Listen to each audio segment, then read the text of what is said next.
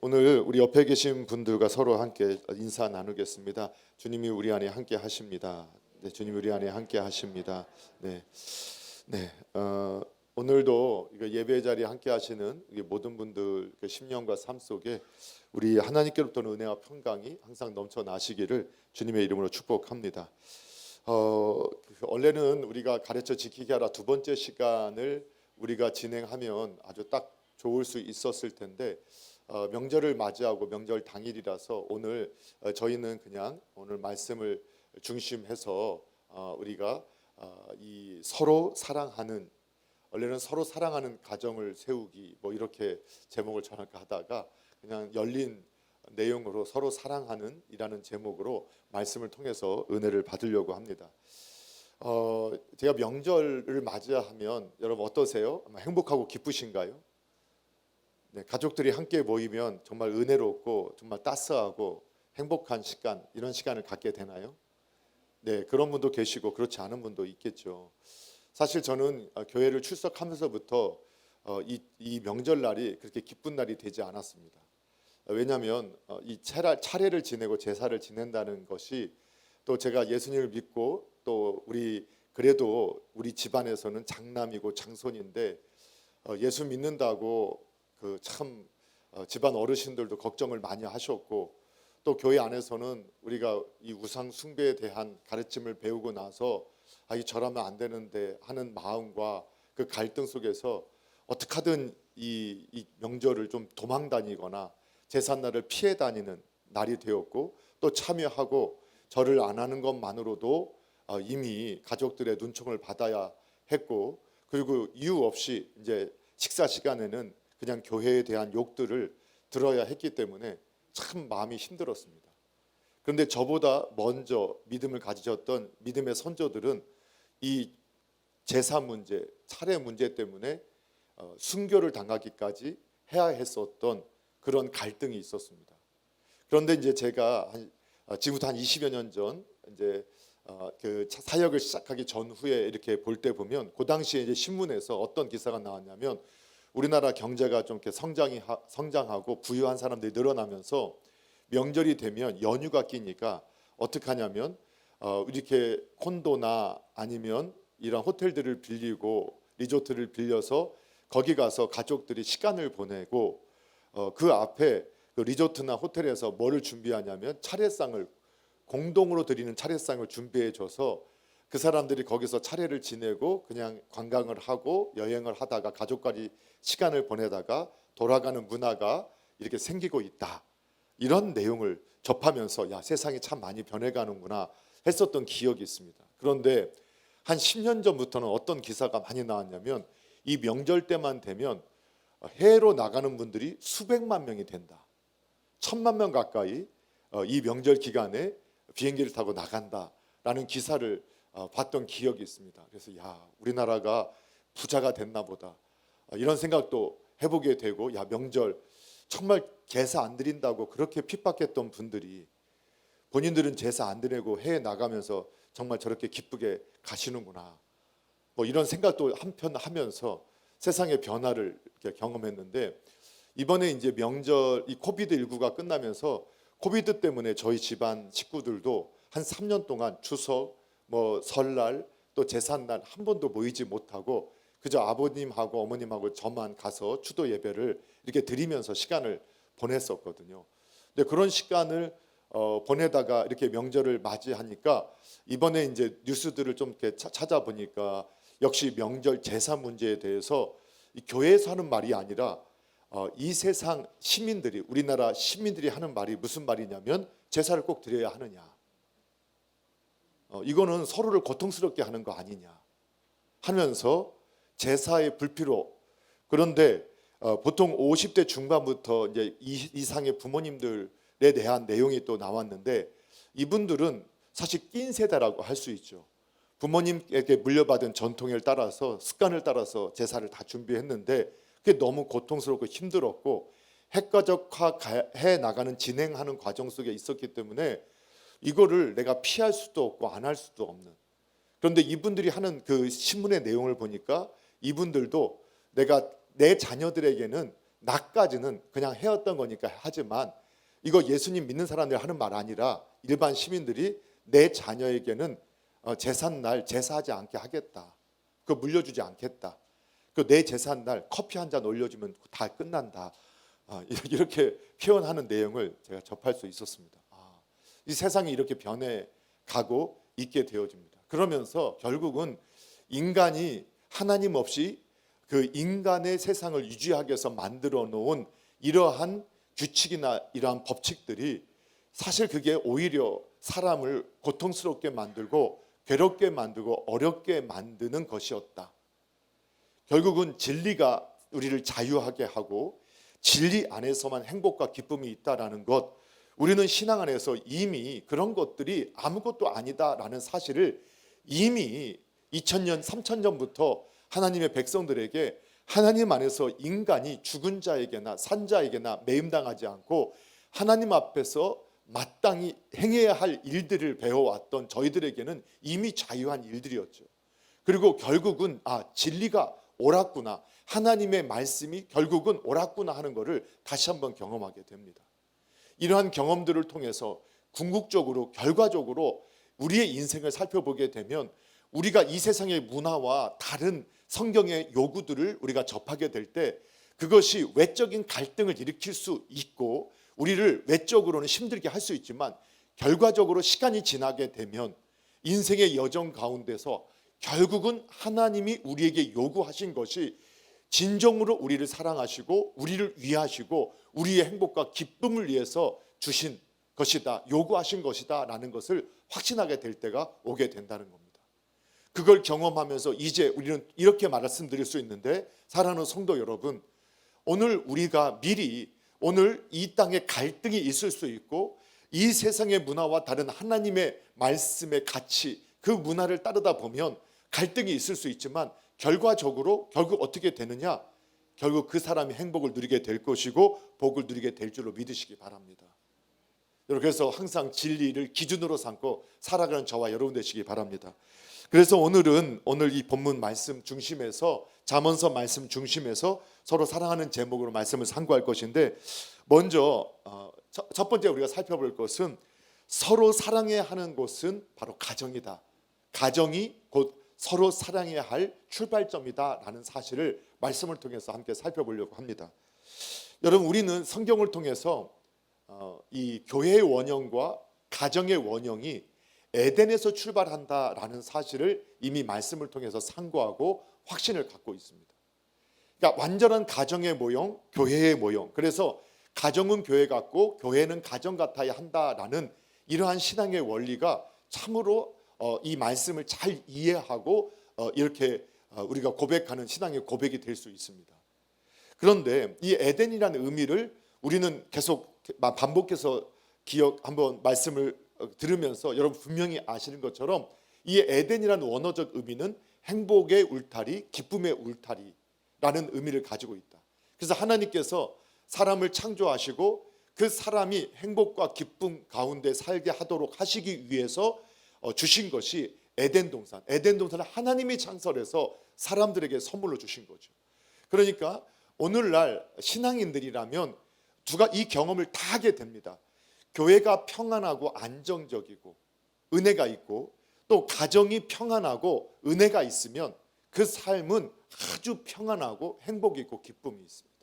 설사 외적인 밖에서의 갈등이 있고 외로움이 있고 어려움이 있어도 가정이 평안하고 은혜가 있고 또 교회가 평안하고 은혜가 있으면 아주 그 삶이 어려움도 극복해 나가고 오히려 시간이 갈수록 잘 되어져 가는 경험들을 하게 되어집니다. 그렇죠. 신앙이 없는 사람들도 가정이 행복한, 가정이 평안하고 가정이 서로를 위하는 이러한 사랑하는 문화가 있는 곳이 결과적으로 더 성공하고 더 잘 되어진다는 이러한 연구 결과들도 있는 것을 보게 되면 결국은 하나님께서 우리에게 행복과 기쁨을 누리게 하시기 위해서 주신 이 교회 생활, 가정 생활이 우리의 행복과 기쁨에 결정적인 역할을 한다는 것을 오늘 이 성경을 통해서 우리가 확인할 수 있게 됩니다. 그러면 에덴 동산은 어떤 곳이길래 행복이 있고 기쁨이 있고 이 사랑이 넘쳐나는 곳이 됐는가를 보면, 우선적으로 보면 그곳에서는 하나님과의 교제가 친밀하게 있었던 곳이었습니다. 그러니까 에덴 동산은 하나님이 그냥 임재하셔서 아담과 하와가 함께 그 앞에 나와서 같이 그냥 사람과 사람이 대하듯이 그 깊은 교제를 나누는 이러한 친밀함이 있었던 것이 바로 이 에덴이었습니다. 그렇기 때문에 이 에덴 동산에서의 그 행복, 그러면 가정이 어느 때 행복과 기쁨을 누리게 되느냐? 하나님과 깊은 교제가 있는 가정. 이제 그런 곳이 그냥 그 가정에 하나님이 아무 때나 이렇게 거니실 수 있고, 그 교회당 안에 하나님이 아무 때나 거니실 수 있는 그러한 가정이 정말 행복과 기쁨이 있는, 사랑이 넘쳐나는 교회와 가정이 될 줄로 여러분 믿으시기 바랍니다. 그렇게 역시 기억하셔야 돼요. 그리고 그 하나님의 사랑 안에서 하나님과의 깊은 교제가 항시 일어나면서 그 안에 어떤 일이 벌어지느냐? 하나님의 시각으로 서로를 보기 때문에, 여러분, 남자도 여자도 하나님의 형상이다. 이 기록이, 모세가 이 말씀을 기록할, 창세기에 기록할 이 시대가 지금으로부터 3,500년 전쯤이라고 했습니다. 그러면 이 시대는 어떤 시대냐? 여성의 인권이라는 게 아예 존재하지 않던 시대였습니다. 그냥 남성의 소유물처럼 이렇게 여겨지던 시대였는데, 성경은 뭐라고 표현했느냐? 남성도 여성도 하나님의 형상을 따라 만들었다. 그래서 이 하나님과 깊은 교제가 있는 그 안에는 서로를 하나님의 형상으로 존중히 여기는, 서로 돕는 베풀이라고 하나님 말씀하신 대로 서로가 서로를 도우면서 하나님의 뜻을 이뤄가는 동역자로서 세워져 가는 그러한 서로에 대한 존중이 있게 되어진다는 겁니다. 그래서 이 수평적인 하나님과의 수직적인 관계가 잘 이루어질 때, 수평적인 관계, 가장 가까운 이웃인 내 가족들과 어떤 관계가 이루어지게 되느냐? 가장 먼저 서로를 존중히 여깁니다. 남편과 아내가, 부모와 자녀 간에 존중이 있게 되고, 그 존중 속에서 사랑이 더 자라나게 되어집니다. 뿐만 아니라 여기에는 하나님이 허락해 주셨기 때문에, 아담의 고백이 하와를 처음 만났을 때 뭐라고 했죠? 내 살 중에 살이요, 내 뼈 중에 뼈다. 진정한 만족이 있었고 기쁨이 있었다. 그러니까 서로를 향해서 하나님과의 그 사랑이, 교제가 깊이 있는 그 교회, 가정 안에는 어떤 일이 벌어지느냐? 서로를 만족해 해요. 지금 하나님께서 허락하신 내 짝을 만족해 해요. 그리고 기뻐해요. 그건 믿음으로 참된 신앙이 회복된 사람만 누릴 수 있는 축복이죠. 그래서 그 가정은 사랑이 더, 서로 사랑하는 일이 더 강화되어지고 그 안에서 행복과 기쁨을 더욱 누리게 돼요. 하나님을 사랑하고 이웃을, 가장 가까운 가족들을 사랑하는 일이 점차 뜨거워지고 행복과 기쁨이 그 안에 차고 넘치게 되어진다. 여러분, 진정한 서로 사랑해야 할 곳이 어느 곳이냐? 가정이고, 서로 사랑하는 가정, 또 우리 교회가 되어지면 그 성도의 삶은 주님의 은혜가 흘러가는 삶이 될 줄로 믿으시기 바랍니다. 그래서 이처럼 우리 하나님을 사랑하고 가족을 서로 사랑하는 복된 믿음의 가정 이루게 되기를 주님의 이름으로 축복합니다. 그런데 오늘 이 세상의 가족이나 가정을 보면 다 행복하냐? 그렇지 않습니다. 그러면 서로 사랑하지, 왜 서로 사랑하라는 것, 가장 행복하고 기뻐해야 할 공동체인 가정이 또 교회 안에 왜 서로 사랑하지 못하고 서로 상처 주고 고통 주고 아픔을 주는 이런 현상들이 나타날까? 그 이유를 한번 찾아봐야 하는데, 그것도 성경을 통해서 우리가 확인을 해봐야 합니다. 그래서 먼저 우리 서로 사랑하지 못하게 하는 적이 있다, 이렇게 성경이 말씀을 하고 있어요. 그러니까 우리가 서로 사랑하기를 하나님께서 원하시고 기뻐하셔서 우리를 사랑하셨고, 하나님과 서로 사랑의 교제를 나누고, 우리 가장 가까운 신앙의 공동체, 그리고 믿음의 가족 안에서 서로 사랑하고 행복과 기쁨을 누리기를 하나님 원하시는데, 그거를, 그 서로 사랑하는 것을 원하지 않고 못하게 하는 적이 있다, 이걸 성경이 말씀해요. 그래서 아가서 2장 15절에 보게 되면 어떤 비유가 있냐면, 이 우리 포도원을 허무는 작은 여우가 있다라고 성경이 우리에게 경고해 주고 있어요. 아가서는 오늘 교회론 아니면 건강한 가정론을 설명해 주는 아주 좋은 성경의 내용이죠. 하나의 솔로몬과 술라미 여인의 결혼이라는 연인에서 결혼으로 가는 이 과정을 통해서 어떤 가정, 어떤 교회가 되어야 하는가를 우리에게 보여줍니다. 그런데 이처럼 하나님이 함께하는 그 건강한 신앙의 가정, 신앙의 공동체인 교회 안에도 누가 틈타느냐? 포도원을 허무는, 그 교회를, 가정을 허무는 작은 여우가 틈탄다는 겁니다. 그리고 그 작은 여우를 정말 가볍게 여기다 보면 결국 어떻게 되느냐? 포도원이 망치게 됩니다. 포도원이 망쳐지게 됩니다. 그래서 이 작은 여우를 잡아야 합니다. 이 작은 여우를 창세기 3장에서는 바로 뱀이라고 말하고, 계시록에서는 옛뱀, 용, 사탄, 마귀라고 이렇게 표현을 합니다. 그리고 이 악한 영, 사탄, 마귀는 그 에덴, 하나님의 믿음의 권속들의 가정, 하나님의 사람들의 모임인 교회당 안에 침투해서 그들이 가장 먼저 하는 일이 뭐냐? 뭘까요? 가장 먼저 하는 일이 뭘까요? 하나님과 교제하지 못하게 합니다. 하나님을 오해하게 만듭니다. 그러니까 하나님 없이 살게 합니다. 하나님 없이 살게 해요. 그래서 여러분, 이 세상에 하는 부부들이 보면, 왜 갈등하는 가정들을 보면 그분들이 열심히 살지 않아서가 아닙니다. 정말 열심히 살잖아요. 가정, 남편도 나름대로 열심히 살고, 아내도 열심히 살고, 자녀들도 학교 가고 공부하고 열심히 살아요. 신앙인의 가정도 마찬가지. 그런데 오늘날 신앙인의 가정 안에도 열심히 사는데 하나님이 없어요. 가정에 하나님이 안 계세요.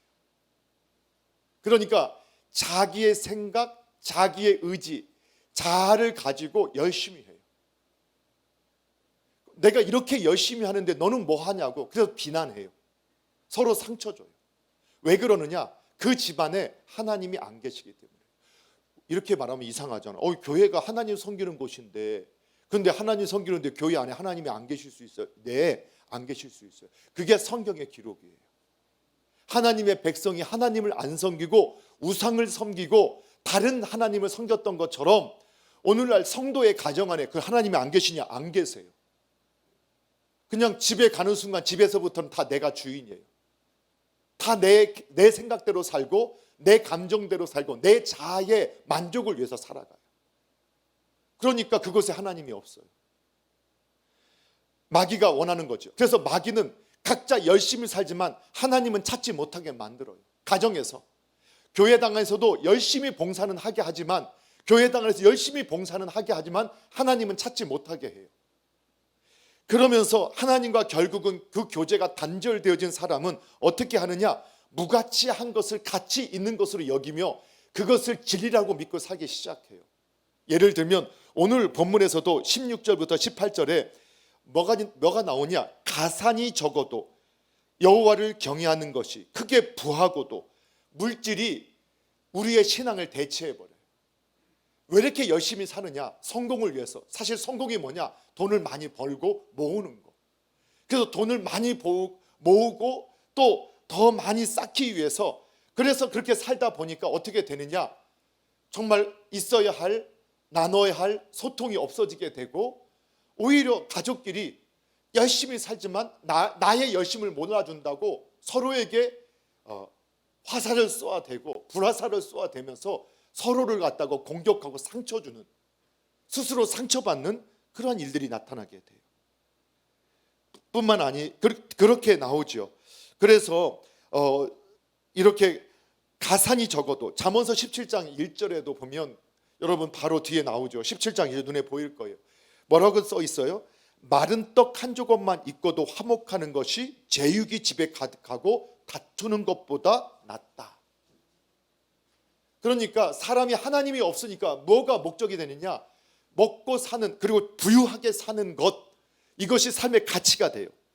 그러니까 그것을 위해서 하나님 없이도 열심히 살아요. 그리고 그런 부를 쌓는 것처럼 보이고 모아지는 것 같이 보여져요. 그런데 뭐가 없느냐?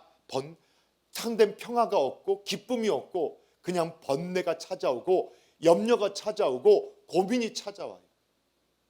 열심히 살아서 분명히 쌓이는 것 같고 더 많아지는 것 같고 잘 된 것 같은데 번뇌가 있고 고민이 있어요. 그래서 성경은 하나님이 주시는 복은 근심이 없는 복을 주신다라고 우리에게 말씀해 주는 거예요. 자, 뿐만 아니죠. 이처럼 이런 물질뿐만 아니라 감정이나 생각, 이것들이 하나님의 자리를 대신해요. 이렇게 되면 어떻게 되느냐? 성도의 가정에 더 놀라운 일이 벌어져요. 바로 창세기 3장에서 마귀가 하나님의 말씀을 이용해서 사람을 미혹하고 타락하게 했던 것처럼 하나님의 말씀을 마귀같이 사용하기 시작해요. 하나님의 가정에서. 그 마귀같이 사용한다는 게 뭐냐? 하나님이 말씀을 주신 이유가 뭐예요? 하나님을 사랑하고 이웃을 사랑하라고 주셨단 말이에요. 그러니까 하나님을 사랑하고 가정을 사랑하라고 주신 것이 하나님의 말씀이에요. 그런데 그 말씀을 가지고 상대방을 공격하는 데 사용해요. 상대방을 굴복시키는 데 사용하려고 해요. 그게 바로 말씀을 마귀적으로 사용합니다. 말씀을 나에게 적용해서 어떻게 내가 더 하나님을 사랑할까? 내가 내 이웃을 더 사랑할까? 이렇게 적용하는 게 아니라, 대표적인 게 가정에 오면 대표적인 게 그거예요. 그 부모님들이 자녀들한테 야, 부모에게 순종 안 하면 까마귀가 와서 네 눈을 파먹어. 너 순종 안 하면 너 하나님께 저주받아. 이게 신앙의 바른 상태에서 양육이 아니라 부모가 분노하고 내 말대로 안 한다고 할 때 하나님 말씀을 이용해서 사용하는 거예요. 뿐만 아니라 요즘 자녀들이 성경 얼마나 잘 알아요. 그러니까 부모님이 자녀를 노하게 하지 말라겠는데 하면서 부모님을 공격하는데 말씀을 사용해요.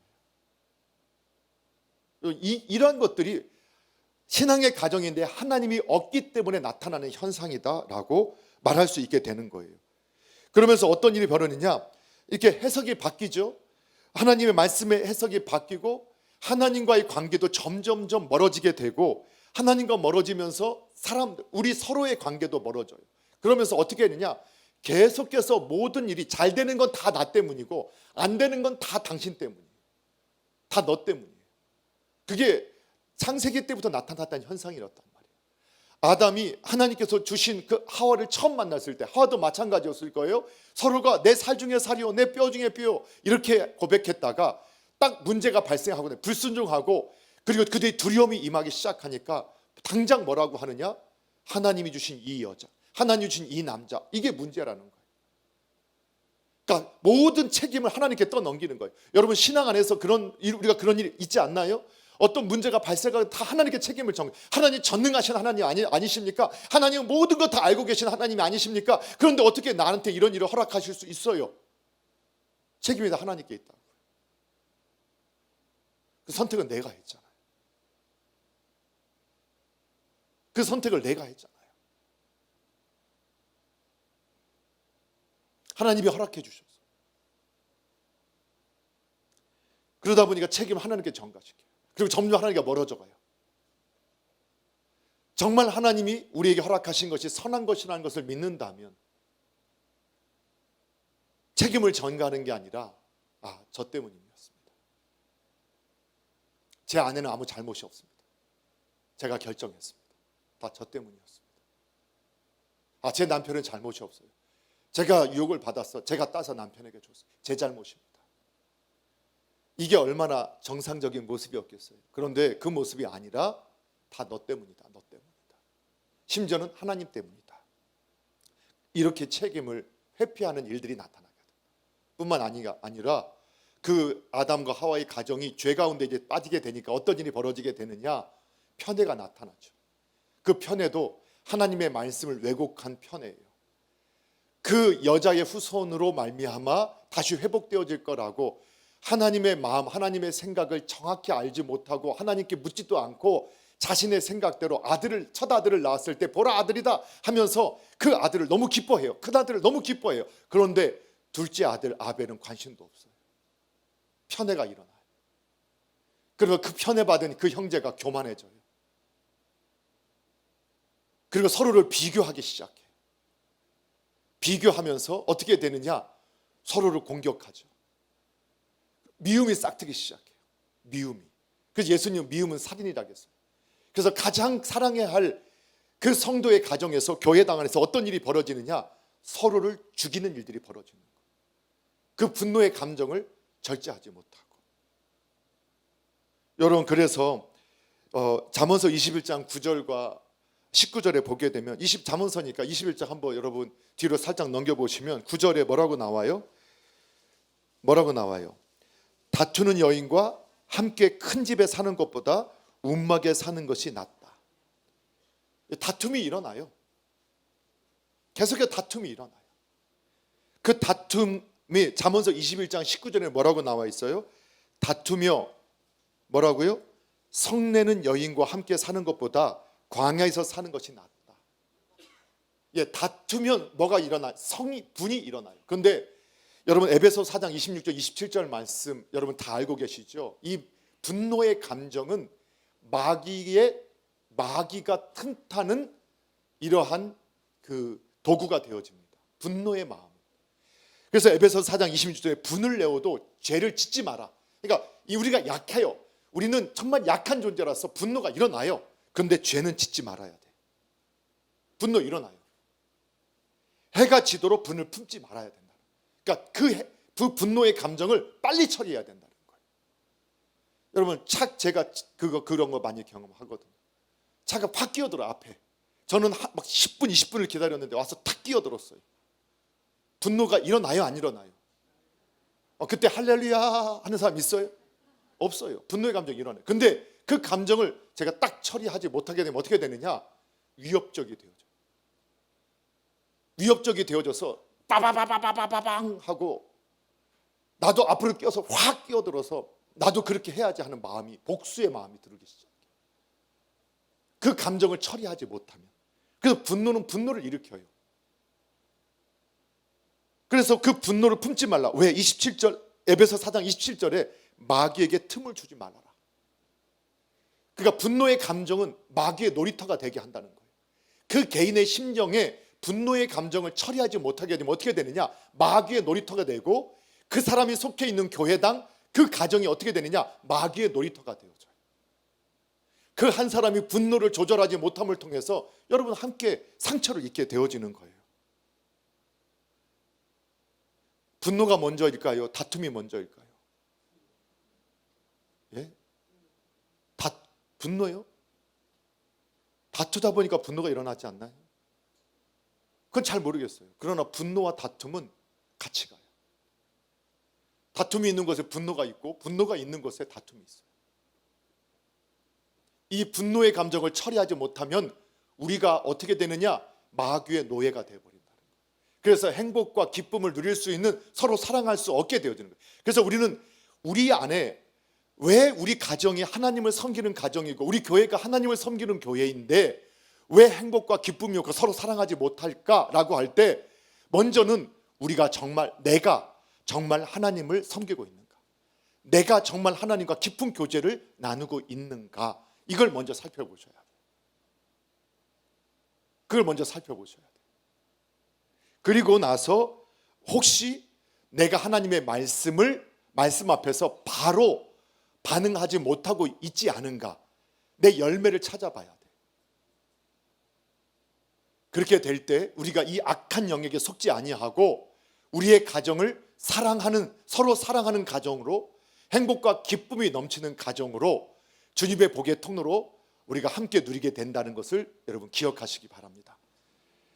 그래서 이 서로 사랑하지 못하게 할 때 여러분 한 발짝 물러나서 정말 이 악한 영, 그리고 우리의 분노의 감정에 더 불을 붙이려고 하는 어둠의 영을 우리가 대적하시고 하나님 앞에서 자신을 비추시고 겸손히 자신을 낮추실 수 있는 그런 은혜가 있기를 주님의 이름으로 축복합니다. 여러분, 그래도 우리가 예배 시작할 때 찬양하잖아요. 좀 늦게 오지 마시고 찬양하세요. 오늘 찬양의 고백에도 우리가 말씀 앞에서 정말 겸손히 주의 말씀에 순종하기를, 때로는 내가 하지 못하는 기도를 찬양을 담아서 우리가 고백하지 않습니까? 정말 겸손히 하나님 말씀 앞에 순종할 때 그런 은혜가 정말 우리 가정에 함께한다는 사실을 믿으시기 바랍니다. 자, 그러면 이제 서로 사랑하기 위해서 이제 필요한 것, 다시 말하면 깨어진 우리 사랑하기를 잃어버리고 가정이 깨어지고 교회가 깨어졌을 때 이 깨어진 가정을, 깨어진 교회를 회복하기 위해서 꼭 필요한 것이 무엇일까? 오늘 본문의 16절에 보게 되면 여호와를 경외하는 것을 회복해야 합니다. 여호와 경외하는 것. 여호와 경외하는 것은 뭐냐? 하나님을 인정하고 그분을 존중히 여기는 거예요. 그분을 존중히 여긴다는 건 무엇이냐? 그분이 하신 말씀을 무겁게 여기는 거예요. 그분의 말씀을 무겁게 여기는 거예요. 또 다른 말로 하면 우리가 이미 첫 번째 서로 사랑해야 하는 과정에서 말씀을 나눴던 것처럼 하나님과 교제를 회복해야 한다는 거예요. 당연한 거죠. 그러니까 하나님의 교제가 끊어졌기 때문에 이런 문제가 발생했다면 가장 먼저 우리는 하나님 앞에 나 자신을 드리고 하나님과 깊은 교제를 회복할 수 있게 하셔야 돼요. 먼저는 내 자신이, 아내가, 남편이, 부모가, 자녀가 아니라 내 자신이 먼저 하나님 앞에서 하나님과의 교제를, 교회당 안에서도 여러분 열심히, 하나님 없이 열심히 일할 수 있다니까요. 가정에서도 열심히 살아요. 그런데 하나님이 없이 열심히 살 수 있다는 것을 우리가 인식해야 된단 말이에요. 그리고 이제는 하나님을 모시고 열심히 살도록 결정을 해야 돼요. 하나님과 깊은 교제가 있어야 돼요. 가정에서도 여러분 하나님과 깊은 교제가 있으셔야 돼요. 그래서 잠시라도 머물러서 기도하는, 내가 개인으로 하나님께 기도하는 시간, 말씀을 묵상하는 시간, 그리고 우리 어떤 가족들과 대화하는 식사는 그 시간에도 항상 주님을 먼저 인정하셔야 돼요. 그러니까 식사 기도가 왜 필요하느냐? 짧은 기도지만 그 기도는 하나님을 인정하는 기도예요. 우리의 이 자리에 주님이 함께 계심을 고백하는 자리이기도 해요.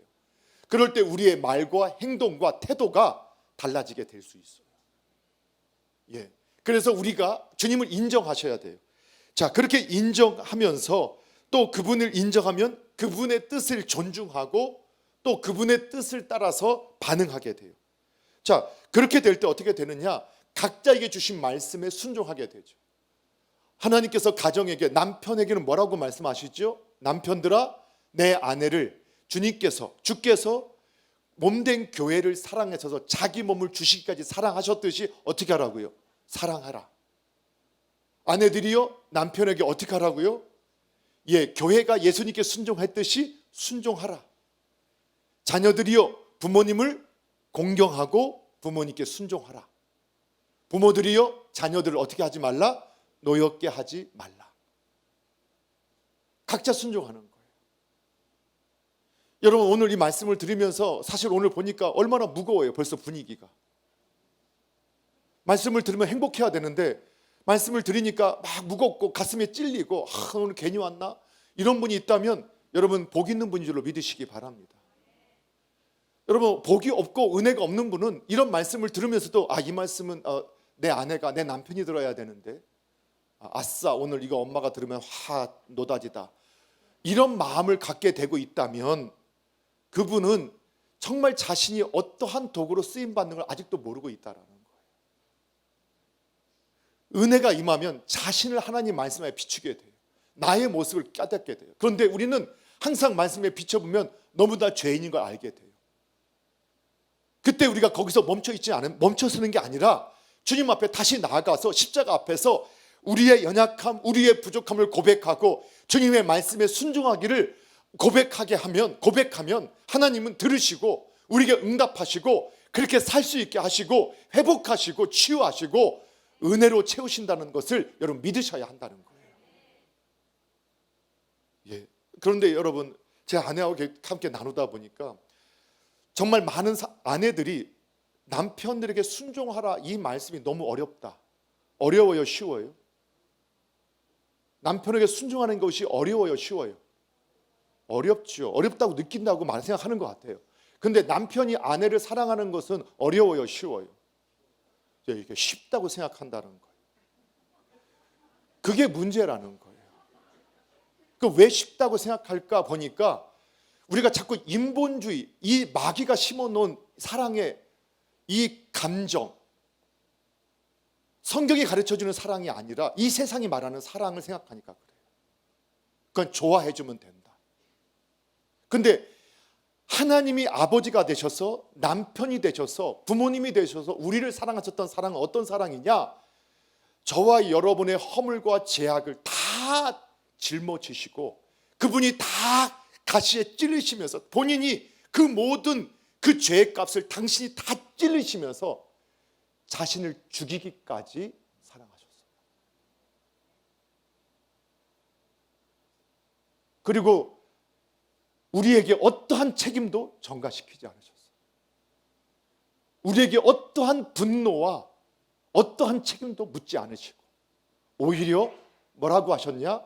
마지막 십자가에서 자신들의 죄 때문에 그 고통을 당하는 그 주님에게 당신이 잘했다면, 당신이 정말 하나님의 아들이라면, 당신이 진짜 아빠라면, 당신이 진짜 남편이라면 한번 이렇게 해봐 하고 조롱하는 그들을 바라보면서 뭐라고 했어요?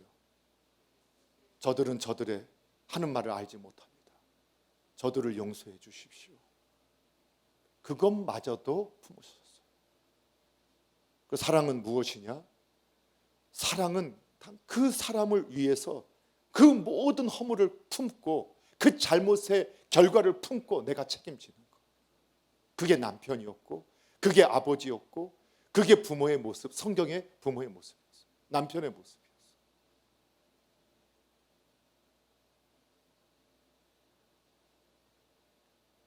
그래서 끝까지 아버지는, 남편은 온유하신 분, 따뜻하고 부드러움을 잃지 않는 분,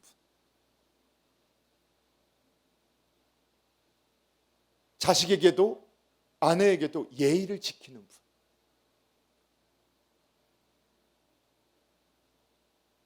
이게 사랑이라고 그렇게 말씀하신 거예요. 그런 사랑을 받은 아내가 어찌 남편의 결정에 순종하지 않을 수 있겠으며, 그 사랑을 받은, 아버지의 사랑을 받은 그 아들과 딸이 아버지를 순종하고 공경하지 않을 수 있겠는가? 이게 성경이 가르쳐주는 선순환이에요. 아멘을 안 하시고 노려볼 줄 저는 알고 있었어요. 제 말이 아니라 성경의 말씀이에요. 그래서 우리는 사랑은 쉽다고 생각하는 것 같아요. 왜? 성경적 사랑을 내가 경험하지 못했어요. 하나님이 우리를 사랑하셨는데 그냥 좋아서 그냥 받아줬다고요? 아니요. 그 하나님이 우리를 사랑하셔서 자기 아들을 죽음의 자리까지 내어 놓으실 때까지 사랑하셨어요. 우리에 대해서 그분의 긍휼, 자비, 그분의 온유함을 끝까지 그분이 보여주셨고, 그렇게 하시면서 강제하지 아니하시고 끝까지 기다려 주셨어요. 우리의 선택을 기다려 주셨고 우리의 결정을 기다려 주시는 그 결정을 가지셨다. 여러분, 그런 은혜가 우리 안에 있기를 원합니다. 이렇게 우리가 주님의 뜻에 순종할 때 남편이 아내를 사랑하고 아내가 남편에게 순종하고 부모님이 자녀를 노엽게 하지 아니하고 또 자녀가 부모님께 순종하고 공경하는 이러한 신앙의 가정이 이루어진다면 그것은 사랑이 넘치고 행복과 기쁨의 울타리가 될 겁니다. 그래서 여러분, 이제 특히 여기 3040 우리 부모님들, 우리가 사춘기 모든 자녀들이 다 분노하는 거 아니라 했잖아요. 우리가 하나님의 원리를 가지고 자녀를 노엽게 하지 아니하고 존중히 여기고 하나님이 우리를 대하듯이 자녀를 대한 게 아니라 내가 편하려고 내 힘으로 억압했을 때 그 자녀들이 성장하게 되면 여러분, 자녀가 15년, 10년, 15년 동안 힘 있는 사람이 누르고 자기 마음대로 해도 된다는 것을 학습한 그 자녀가 본인이 사춘기가 돼서 힘이 생기고 말빨이 생기기 시작하면 그 말빨로, 그 힘으로 부모를 누르는 거예요. 옛날 어머니들 보면은 남편들이 막 한참 욕설을 하고 함부로 대하고 하는데 여러분, 딱 이 아내들이 그 굴림하고 억압하고 분노를 표출하는 그 앞에서 힘이 없을 때는 기다려요.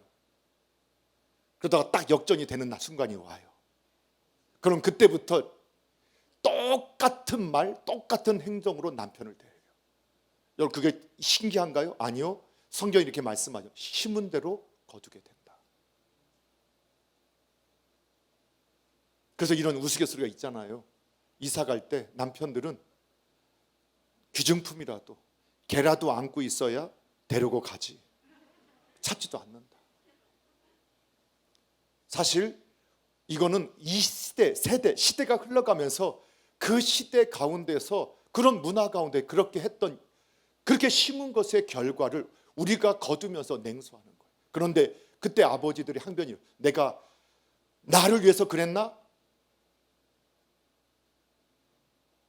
내가 어떻게 열심히 살았는데. 요즘 시대는 어머니가 다 먹여 살리는 거예요. 내가 어떻게 했는데.